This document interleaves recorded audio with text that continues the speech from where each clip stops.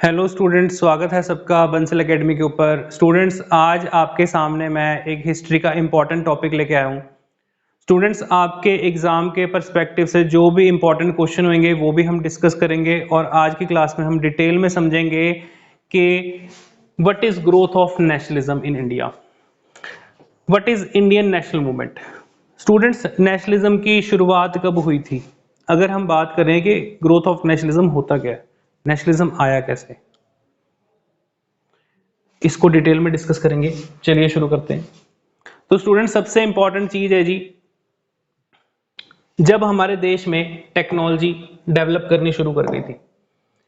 Students, सारी की सारी हिस्ट्री आप क्रोनोलॉजी के साथ इंटरलिंक करके समझ सकते हैं, पढ़ सकते हैं। अगर मैं आपको थोड़ा सा आइडिया दूं, ज्यादा डिटेल में नहीं जाते, ये टॉपिक हमारा ग्रोथ ऑफ नेशनलिज्म का है। आप सबने पढ़ा हुआ कि 1600 एडी में ब्रिटिशर आए थे।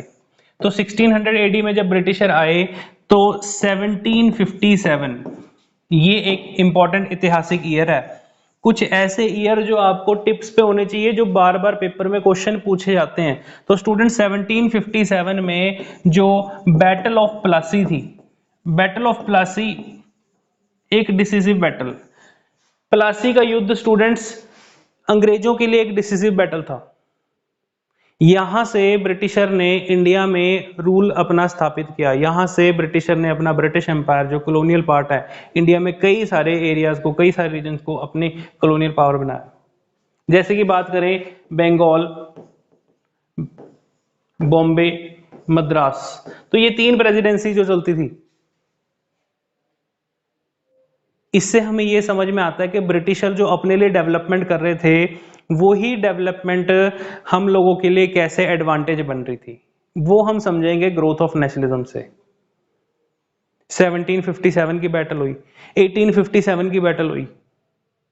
रिवोल्ट ऑफ 1857 होने के बावजूद भी हमारे देश में स्टूडेंट्स बहुत सारी प्रॉब्लम थी नेशनलिज्म की। चलो समझते हैं कि नेशनलिज्म होता क्या है।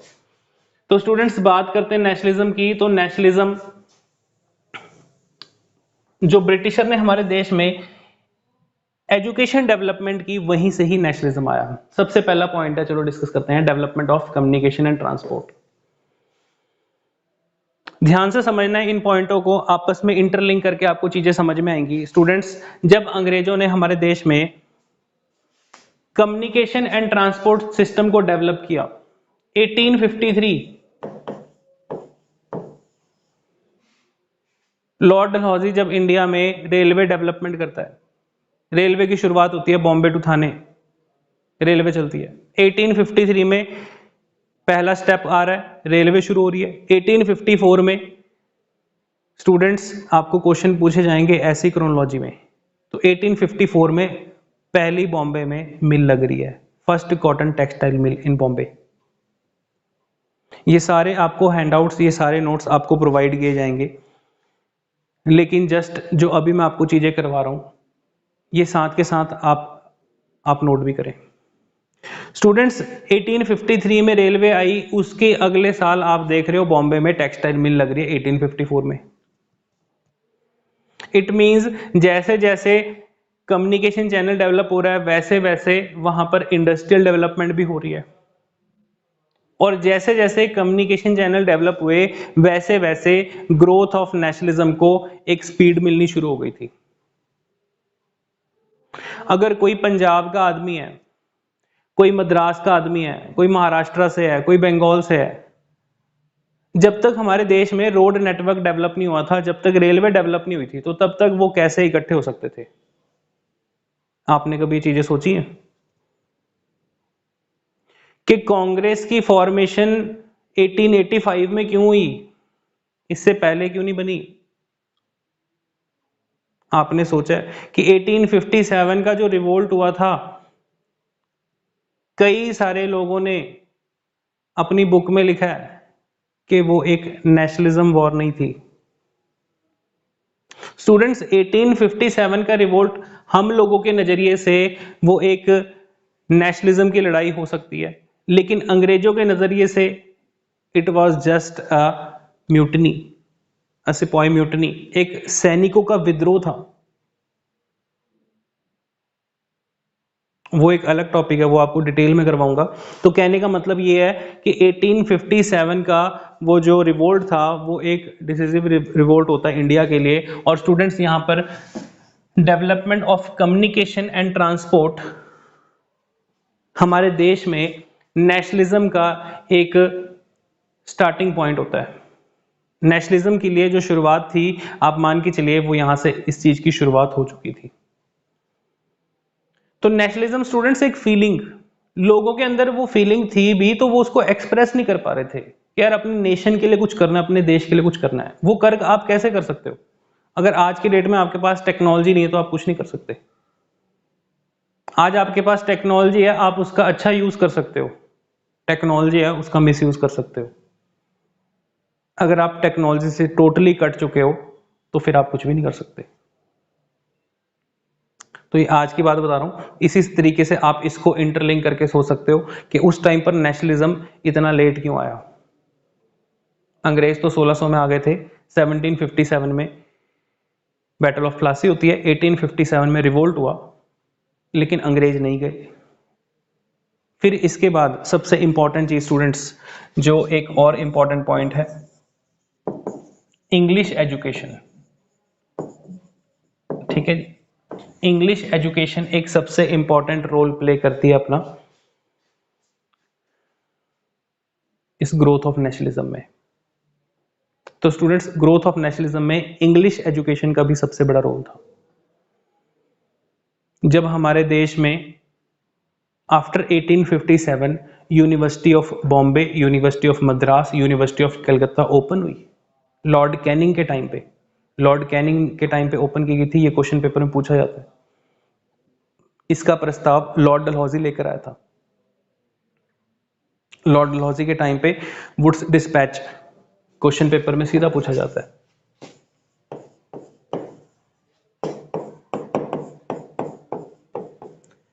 वुड्स डिस्पैच कमेटी बैठी थी जिसने भारत में इंग्लिश एजुकेशन स्प्रेड करने के लिए 1 लाख रुपए सालाना ब्रिटिशर के बजट से देने के लिए ऑर्डर पास कर दिया था। फरमान जारी हो गया कि भाई भारत में 6th क्लास से लेकर 12th स्टैंडर्ड वालों के लिए इंग्लिश कंपलसरी कर दी जाए और इंग्लिश एजुकेशन जो है इंडिया में अब से सभी बच्चों को कराई जाए। क्यों? क्योंकि इंग्लिश सीखेंगे तो लोअर रैंक पे, लोअर लेवल पे क्लर्क, कांस्टेबल्स, पुलिस ऑफिसर जो नियुक्त किए जाएंगे इंडियंस, उनको इंग्लिश आनी चाहिए, कम्युनिकेशन में दिक्कत नहीं होनी चाहिए।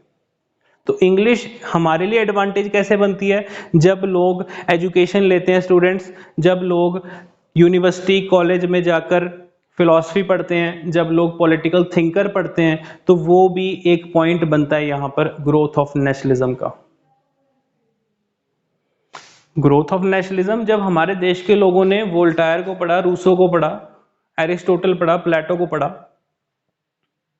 तब समझ में आया कि हाँ जी नेशनलिज्म होता गया, कि हाँ जी हमें ब्रिटिशर की कॉलोनियल पावर ने कैसे गुलाम बना रखा है। आई होप आपको चीजें समझ में आ रही होंगी। ठीक है जी। तो स्टूडेंट्स, ये एक इंपॉर्टेंट पॉइंट है जी, ये चीजें आपको क्लियर होनी चाहिए। ठीक है, ये सारे आपको हैंड आउट में प्रोवाइड कर दूंगा। चलिए नेक्स्ट आगे देखते हैं, English language and Western education. Students, सबसे इंपॉर्टेंट पॉइंट है जी, यहां से आपके एग्जाम में बहुत सारे इंपॉर्टेंट क्वेश्चन पूछे जाते हैं। 1835 important year for English education।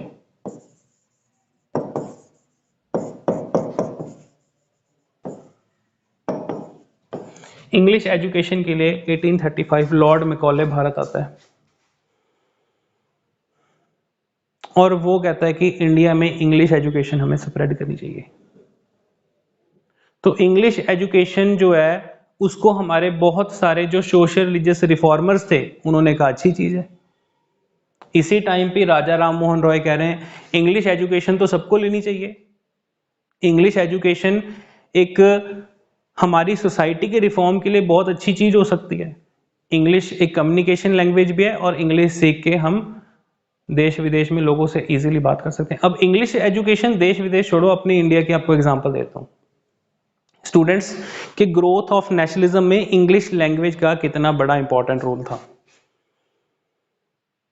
Example ले लो कि अगर कोई पंजाब का आदमी है, कोई गुजरात का है, कोई महाराष्ट्र का है, कोई बंगाल का है, ठीक है, अगर आपस में लोगों ने इकट्ठे होना है, अब बात आ गई वही कांग्रेस की मीटिंग की, बाद में पढ़ेंगे, ठीक है, अगर सब लोगों ने इकट्ठे होना है तो उसके लिए क्या आनी चाहिए आपको? एक कॉमन लैंग्वेज। अब गुजराती आदमी को तो पंजाबी नहीं आएगी, पंजाबी वाले आदमी को मराठी या गुजराती नहीं समझ में आएगी, बट सब लोग जो है एक कॉमन लैंग्वेज इंग्लिश लैंग्वेज से अपने सारे के सारे विचार रख सकते हैं। तो इंग्लिश लैंग्वेज अंग्रेजों ने अपने पर्पज से डेवलप की थी, लेकिन इंग्लिश का एडवांटेज हमें भी बहुत ज्यादा हुआ, ठीक है, किस में हुआ? ग्रोथ ऑफ नेशनलिज्म में हुआ। आई होप आपको ये चीजें क्लियर हो रही होंगी, ठीक है। English language and Western education, westernization करना चाहते थे अंग्रेज और हमको आधा वेस्टर्नाइजेशन छोड़कर चले गए। स्टूडेंट्स, ये इंपॉर्टेंट ईयर है, ये वही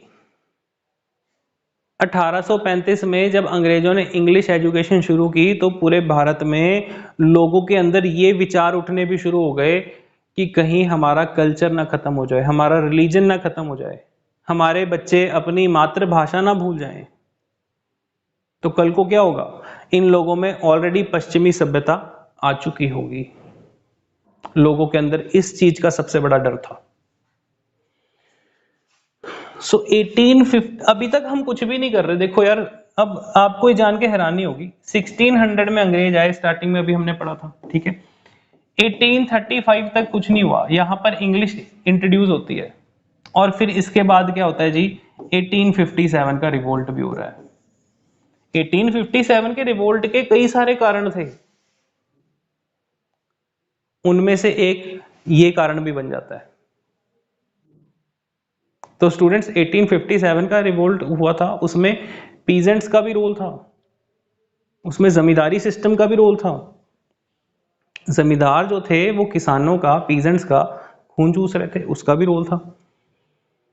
लोगों को ये डर था कि अंग्रेज क्रिश्चियन मिशनरी स्प्रेड कर रहे हैं और अंग्रेज जो है इंग्लिश लैंग्वेज इंट्रोड्यूस कर रहे हैं, इस चीज का भी लोगों को डर था।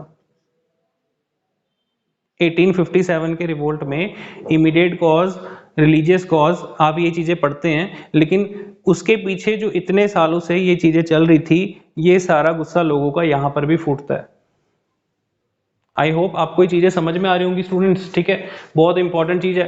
तो English language and Western education, अंग्रेज कहते हैं कि इनको वेस्टर्नाइजेशन, अगर अंग्रेजों ने अपना सामान इंडिया में सेल करना है तो वेस्टर्नाइजेशन भारत में आना जरूरी है। अगर आपको फॉरेन ब्रांड के कपड़े पहनाने हैं तो उसके लिए आपको फॉरेन की एडवर्टाइजमेंट दिखानी जरूरी है, आपको वहां की लैंग्वेज सिखानी जरूरी है, आपके वहां का तौर तरीका सिखाना जरूरी है, तब जाके आप फॉरेन ब्रांड के कपड़ों पे जाओगे। समझ में आई बातें? तो इस तरीके से अंग्रेज कैसे भारत में, ठीक है, बहुत जबरदस्त पॉलिसीज के साथ अपना ये काम करते थे, ये हमें समझ में आता है। स्टूडेंट्स, सबसे important point growth of nationalism का, सबसे इंपॉर्टेंट जो ये बेंचमार्क पॉइंट था जी, इल्बर्ट बिल कंट्रोवर्सी, ये जो एक टर्निंग पॉइंट था हमारे इंडिया में ग्रोथ ऑफ नेशनलिज्म का। इल्बर्ट बिल कंट्रोवर्सी, पेपर में सीधा क्वेश्चन आता है, इल्बर्ट बिल कंट्रोवर्सी किसके टाइम पे हुई थी? स्टूडेंट्स, इल्बर्ट बिल कंट्रोवर्सी के टाइम पे इंडिया का वाइसरॉय कौन था? Viceroy of India Lord Ripon. Ilbert bill controversy थी क्या? पेपर में सीधा पूछी जाएगी। सो स्टूडेंट्स, लॉर्ड रिपन ने कहा, also known as father of local self government, Lord Ripon ने अपने हिसाब से भारत में कई सारे रिफॉर्म करने के सोचे। लॉर्ड रिपन एक ऐसा, आप कहोगे कि लॉर्ड रिपन एक अंग्रेज होके इंडियंस की साइड क्यों ऐसे कर रहा था, इंडियंस की तरफदारी, इंडियंस की तरफ क्यों ज्यादा इसका झुकाव था? तो स्टूडेंट्स, लॉर्ड रिपन जो था उसकी आइडियोलॉजी लिबरल थी। अब बात आ जाती है वही कि university education, college education, higher education, तो एक ऐसा अंग्रेज भी आया जिसकी लिबरल थिंकिंग थी। भारत में local self government, father of local self government Lord Ripon. तो लोकल सेल्फ गवर्नमेंट की शुरुआत करने वाला, जो ग्रास रूट लेवल पे डेवलपमेंट है उसकी शुरुआत करने वाला लॉर्ड रिपन। सो इल्बर्ट बिल कंट्रोवर्सी, हमारे देश में लोगों को चीजें लेट समझ आती हैं। सीबी इल्बर्ट, लॉर्ड रिपन कहता है कि इंडिया में इंडियन जजेस को भी नियुक्त होने का अधिकार होना चाहिए, इंडियन जजेस को भी, ठीक है, जुडिशरी में आना चाहिए। अब कोई भी बिल भारत में पास होता था वो पहले इंग्लैंड जाता था, इंग्लैंड से उसकी मंजूरी मिलेगी, इंडिया में पास होगा। तो होता क्या जी, इंग्लैंड में कंट्रोवर्सी होगी। तो सीबी इल्बर्ट जो था जी, ठीक है, सीबी इल्बर्ट ये कहता है जी ये आदमी तो काम खराब कर रहा है, लॉर्ड रिपन तो इंडिया में जाके इंडियंस की तरफदारी वाला हो गया, ये तो इंडिया में इंडियंस लोगों के लिए इतनी भलाई के काम करेगा तो कल को हमारा मुश्किल हो जाएगा। कहता है ये क्या बात कर रहा है, कहता इंडिया में इंडियन जजेस को भी रिक्रूट होना चाहिए जुडिशरी सिस्टम में। तो जुडिशियल रिफॉर्म में इतना अगर बड़ा बदलाव हो जाता है तो कल को इंडियन जजेस जो होंगे वो अपने लोगों के लिए सही फैसला ले ही नहीं सकते। वो लोग जो हैं अपने लोगों को कोई हार्श पनिशमेंट, कोई हार्श इस प्रकार से पनिशमेंट दे ही नहीं सकते। ये कंट्रोवर्सी के बाद स्टूडेंट्स लॉर्ड रिपन को वापस बुला लिया गया था। तो यहां पर लेकिन ये दिमाग की बत्ती जला देता है। तो इंडियंस के साथ डिस्क्रिमिनेशन हर लेवल पे हो रहा था। चौरी चौरा इंसिडेंट होता है स्टूडेंट्स, वहां पर पुलिस स्टेशन को आग लगाई जाती है, वहां पर सारे के सारे जो इंडियन पुलिस कर्मचारी होते हैं सारे के सारे पुलिस स्टेशन में लोअर रैंक पे सारे इंडियन होते थे। एसएचओ हो गया, एएसआई हो गया, सब इंस्पेक्टर हो गया, कांस्टेबल्स हो गए, हेड कांस्टेबल्स हो गए। तो एक थाने के अंदर सारे के सारे ये इंडियन ही होते थे। ब्रिटिशर ऊपर कमिश्नरेट सिस्टम पे। तो इन चीजों को समझने में इतना समय लग गया। यहां पर ग्रोथ ऑफ नेशनलिज्म तेज होती है। तो स्टूडेंट्स लॉर्ड रिपन के बाद लॉर्ड डफरिन जो है वो इंडिया का नेक्स्ट जब गवर्नर जनरल बनता है, वाइस रॉय ऑफ इंडिया, उस टाइम पे जो है कांग्रेस फॉर्म होती है। अब कांग्रेस जो पॉलिटिकल पार्टी थी स्टूडेंट्स आपको भी पता है उसमें सारे के सारे एलीट सोसाइटी के लोग थे, सारे के सारे पढ़े लिखे लोग थे। कांग्रेस के ऊपर पूरा एक अलग सेशन जिसमें आपको बहुत सारे इंपॉर्टेंट क्वेश्चन देखने को मिलते हैं कि जो पहली बार जनगण मन किस सेशन में गाया गया, पहली बार वंदे मातरम किस सेशन में हुआ, पहली बार स्वराज शब्द किस सेशन में हुआ। 1919 जब गवर्नमेंट ऑफ इंडिया एक्ट आया, जब रॉल्ट एक्ट आया, जलियांवाला बाग इंसिडेंट हुआ, उस समय कांग्रेस पार्टी का प्रेसिडेंट कौन था। ऐसे क्वेश्चन पेपर में कांग्रेस के भी आपको पूछे जाएंगे। तो ये सारी चीजें ठीक है हम डिटेल में पढ़ेंगे। नेक्स्ट आ जाओ जी, social and religious movement of the 19th century. हाँ जी, अब स्टूडेंट्स ग्रोथ ऑफ नेशनलिज्म में सबसे बड़ा योगदान सोशल रिलीजियस रिफॉर्म्स का था। सोशल रिलीजियस मूवमेंट जो 19th सेंचुरी में चली। स्टूडेंट्स ब्रह्मो समाज,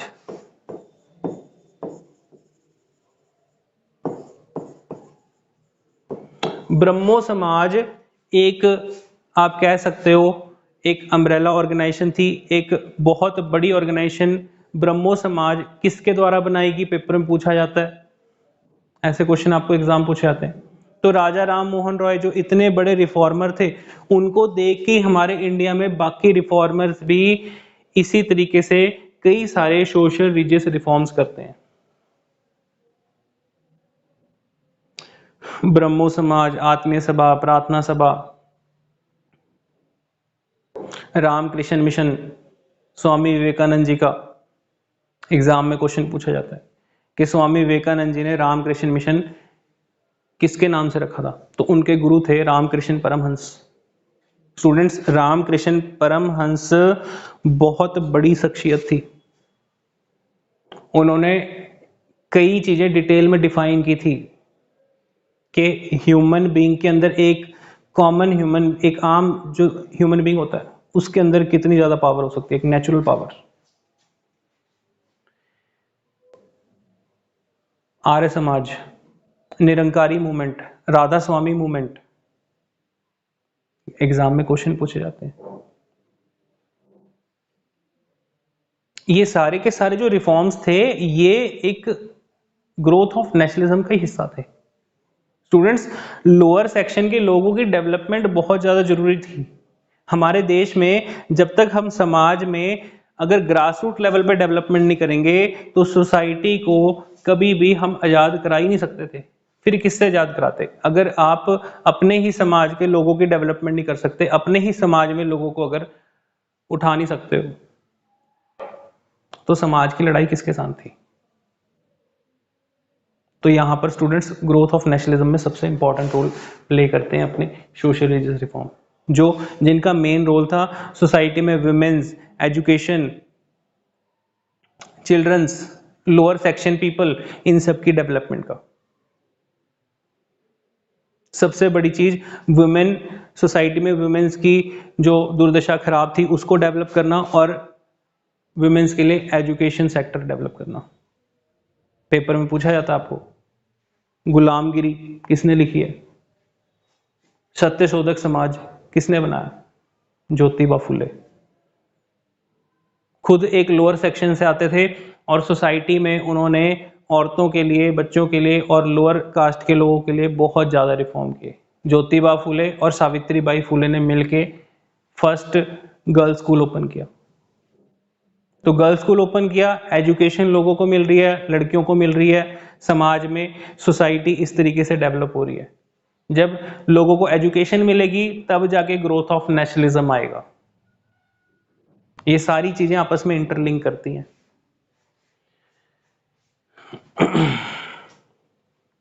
तो आई होप स्टूडेंट्स आपको चीजें समझ में आ रही होंगी। बाद में इन चीजों के हैंडआउट्स आपको मैं प्रोवाइड करूंगा, ठीक है जी। उसके बाद स्टूडेंट्स आगे ध्यान से समझो जी, इकोनॉमिक एक्सप्लॉयटेशन जो सबसे बड़ी चीज थी बाय ब्रिटिशर्स। लो जी, इकोनॉमिक एक्सप्लॉयटेशन के बारे में दादा भाई नौरोजी क्या कहते हैं? स्टूडेंट्स, दादा भाई Naoroji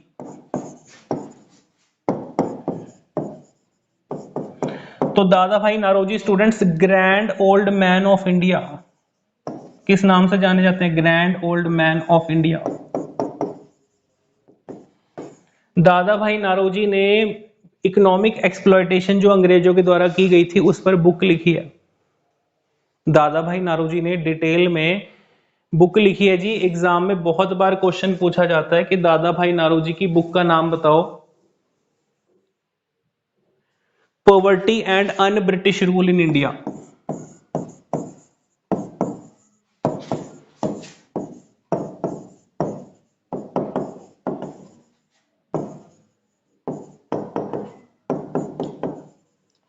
poverty and un British rule in India. Students, इस बुक के द्वारा दादा भाई नौरोजी ने ड्रेनेज ऑफ वेल्थ,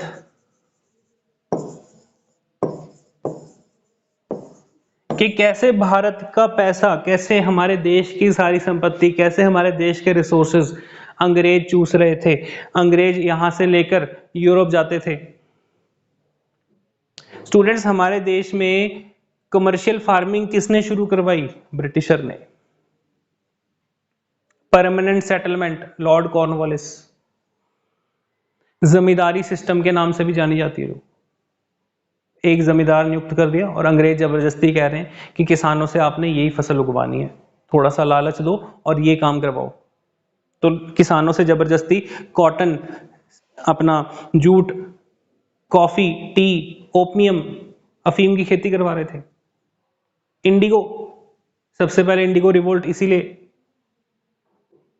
किसान कर रहे हैं, बार बार एक ही खेती करने से उनकी जमीन बंजर हो रही है। तो स्टार्टिंग में तो जो भोले भाले किसान थे उनको फंसा लेते थे अपनी बातों में, लेकिन बाद में जाकर जब अंग्रेजों को लगता था कि हाँ भाई ये जो जमींदार है तो ज्यादा ही एक्सप्लॉयटेशन कर रहे हैं, अंग्रेजों ने जमींदारों से कहना है कि हमको पैसा ला के दो, हमें कलेक्ट करके दो पैसा। जमींदार एज अ सभी विलेजर से टैक्स कलेक्टर की तरह काम करते थे। लेकिन जमींदार इतने ज़्यादा हार्श, इतने ज़्यादा किसानों को परेशान करते थे, इतना ज़्यादा एक्सप्लॉइट करते थे, वही कारण बनता है बाद में 1857 के रिपोर्ट का। सिंपल सी बात है। अब आपको चीज़ें समझ में आ रही होंगी। अब ये सारी चीज़ें दादा भाई नारोजी ने अपनी बुक में भी लिखी है।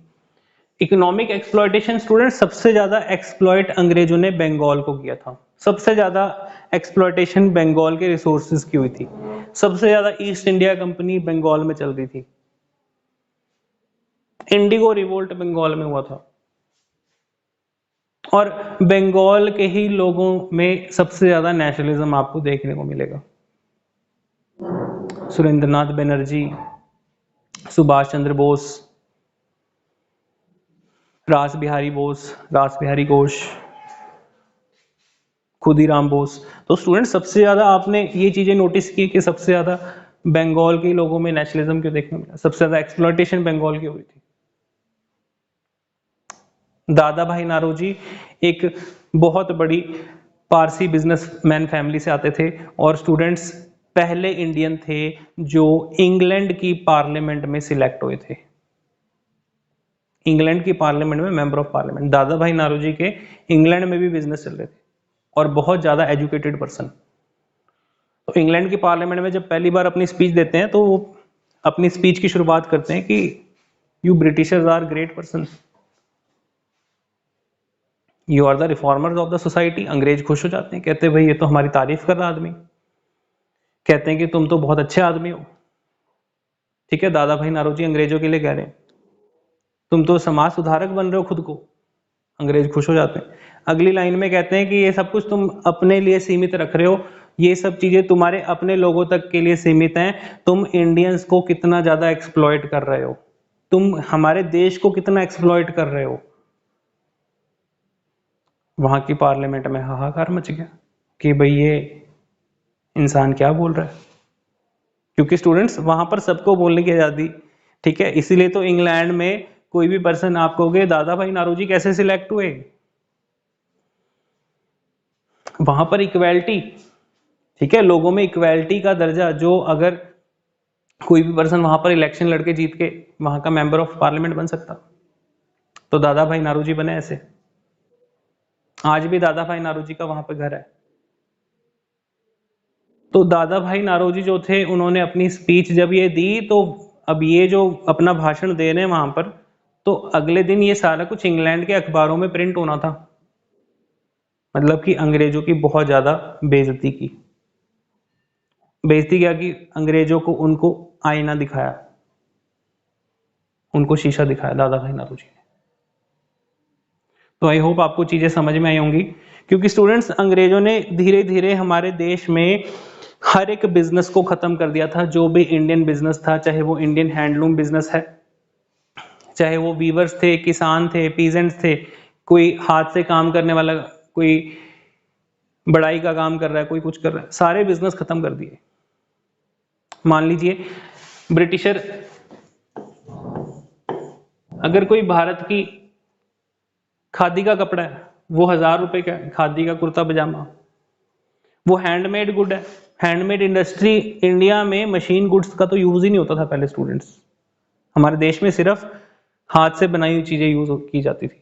इसी चीज को महात्मा गांधी भी सपोर्ट करते हैं। इसीलिए तो गांधी जी कहते हैं कि हम दूसरे पे डिपेंड क्यों रहे, अपने लिए खुद ही कपड़ा सूतो, अपने लिए खुद ही कपड़ा बनाओ।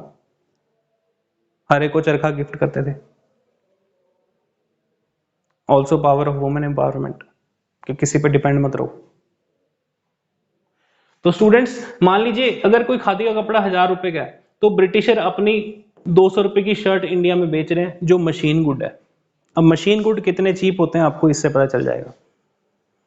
मशीन में एक दिन में 1000 कपड़े तैयार हो जाने हैं, और कहाँ जो हैंडमेड गुड है वो एक हफ्ते में तैयार होगा, हो सकता है 2 हफ्ते में तैयार हो, कुछ कुछ ऐसे कपड़े होते हैं महीने में भी तैयार होते हैं। तो उस पर किसी बंदे की, एक बंदे की मेहनत लगी है, 1 हफ्ते की, 2 हफ्ते की, 1 महीने की। लेकिन स्टूडेंट्स यहाँ पर मशीन गुड में क्या है, कपड़ा मशीन में डाला, स्टिच होके मशीन से निकल रहे हैं। अंग्रेजों ने इसी, यही चीज थी कि यूरोप में जो इंडस्ट्रियलाइजेशन आया, वो इंडस्ट्रियलाइजेशन ही यूरोप के खात्मे का कारण भी बनता है। यूरोप में जो इंडस्ट्रियलाइजेशन आती है वही इंडस्ट्रियलाइजेशन यूरोप में फर्स्ट वर्ल्ड वॉर का कारण भी बनती है। और फर्स्ट वर्ल्ड वॉर के टाइम पे हमारे अंदर भी एक फीलिंग जागी कि हम आज़ाद हो सकते हैं भाई। ठीक है, तो ये चीज़ें आपको समझ में आ रही होंगी, अंडरस्टैंड। हाँ जी, आगे देखते हैं स्टूडेंट्स। अब यही वो टाइम पीरियड था, formation of Congress party, Indian national Congress, Congress party का गठन। क्वेश्चन यहां से कांग्रेस के बहुत सारे बनते हैं, तो अभी हम ग्रोथ ऑफ नेशनलिज्म देख रहे हैं, कांग्रेस का टोटली एक अलग टॉपिक है। जब कांग्रेस पार्टी फॉर्म हुई उस समय भारत का वाइसरॉय कौन था? Lord Dufferin. उस समय इंडिया का वाइसरॉय कौन था? Lord Dufferin. जब कांग्रेस बनाई जानी थी, वो आइडिया किसका था? Who was the founder of the Congress? Sir A.O. Hume, retired British officer.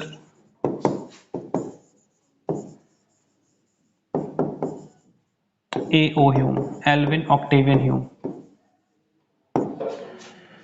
So students, इससे हमें यह पता चलता है कि जो कांग्रेस बनाई गई थी वो भी अंग्रेजों की सोची समझी साजिश के तहत बनाई गई थी। किस्म से 1857 का विद्रोह होता है, 1857 का रिवोल्ट होता है। अंग्रेज इस रिवोल्ट से भी डर गए थे। अंग्रेज कहते कि ऐसा ही कोई रिवोल्ट दोबारा हमारे ऊपर ना हो, इसलिए हम क्या करते हैं, इंडियंस की डेवलपमेंट के लिए एक पार्टी बनाते हैं। इंडियंस को लगना चाहिए कि हाँ, हमारी डेवलपमेंट हो रही है, हमारी भलाई हो रही है, अंग्रेज तो हमारी भलाई के लिए आए हैं सच में। तो अपने आप को अंग्रेज किसी भी देश में जाते थे ऐसे ही ट्रीट करते थे, हम आप लोगों की भलाई के लिए आ रखे हैं, हमको भगवान ने आपकी भलाई के लिए भेजा है। तो हमारे इंडिया के भोले भाले लोग हाथ जोड़ के खड़े होते थे, हाँ जी सच में हमारी भलाई के लिए आए हैं। तो स्टूडेंट्स, कांग्रेस पार्टी फॉर्म की थी as a safety wall. British इसे कहते थे कि भाई कल को हमारे ऊपर कोई खतरा ना आ जाए तो क्या करो, उठाकर कांग्रेस पार्टी बना दो। सो कांग्रेस की मीटिंग होती है, पहला session, first session Bombay.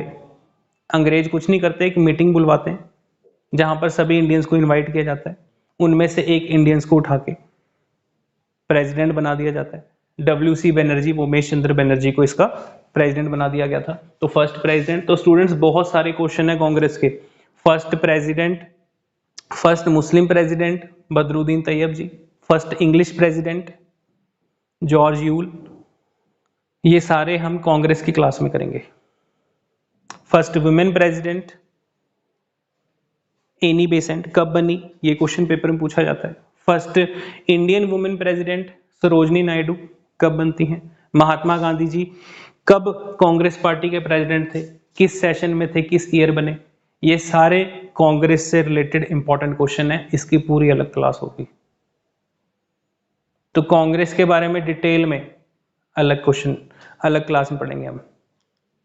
Subhash Chandra Bose किस सेशन में हेड बने।